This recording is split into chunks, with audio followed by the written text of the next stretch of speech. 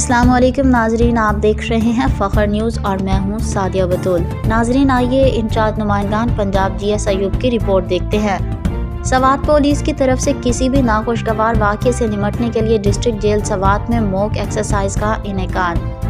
Time मकाम DPO Swat Badshah Hazrat Khan की खसूसी हिदायत पर SP headquarter Ataullah Shams, jail superintendent और SSP security Malakand region Murad Khan की क़ियादत में डिस्ट्रिक्ट पुलिस, एलियट फोर्स और रेस्क्यू 1122 एहलकारान की जानिब से डिस्ट्रिक्ट जेल सवात में मॉक एक्सरसाइज का इनेकाद किया गया, जिसका मकसद किसी भी हंगामी सूरत हाल के पेश आने पर पेशा वराना तरीके से मिलकर काम करना था।